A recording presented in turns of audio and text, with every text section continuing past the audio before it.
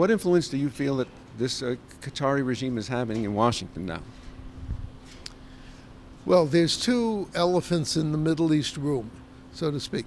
So you have the Qatar-Turkey Muslim Brotherhood elephant, representing Sunni Arabs, Sunni Muslims, which are 85% of Muslims. And you have the Iran elephant in the room, representing Shiite Muslims. And these two elephants in the room are trying to dictate terms for everybody else. I mean, they're both death cults. They both kill people who disagree with them.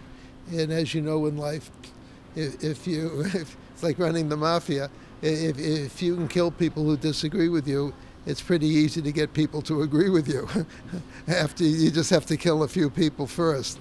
And so yes, I think Qatar and Turkey are leading the American administration off base and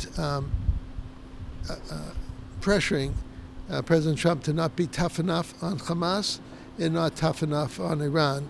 But eventually, President Trump will come around. He's publicly said that Hamas has to be destroyed one way or the other. He'll eventually come to the realization that there's no one else who can destroy Hamas other than the Israel Defense Forces.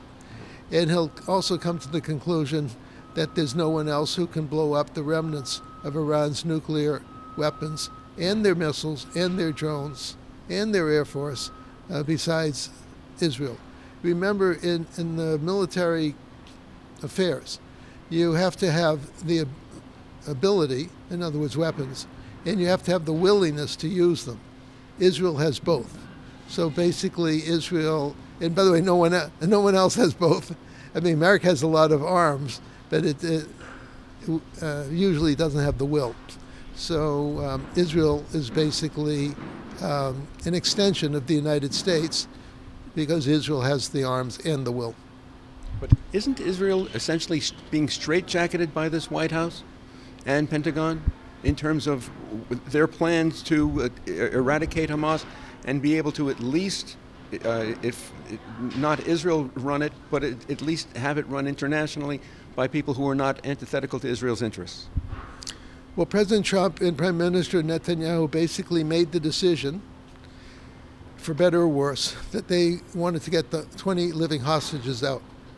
And they were willing to compromise and allow Turkey and Qatar to play a role in Gaza. Well, if you're going to prioritize the hostages, which is what the population wanted, then by definition you're going to hurt your military battle with Hamas, and that's what happened. But I think the American and Israeli administrations went into this knowing what they were getting, and they basically said hostages come first, and military success we'll worry about later. Right, but where does that leave the future of what would essentially be a hostile force on the Israeli border? I mean, in Gaza. Well, President Trump's publicly said, and Israel's publicly said, that Hamas is going to be disarmed the easy way or the hard way. The easy way meaning through negotiations, the hard way through the Israel Defense Forces. In general, in life, when you're dealing with death cults, they only stop killing when someone stops them from killing. We didn't negotiate with Hitler at the end of World War II or with the Japanese Imperial Army or the Emperor. We didn't negotiate with Al-Qaeda and ISIS. So just in the last 100 years, I just mentioned 4 death cults, and they were all defeated through bombs. So I don't see why Hamas and Iran are any different.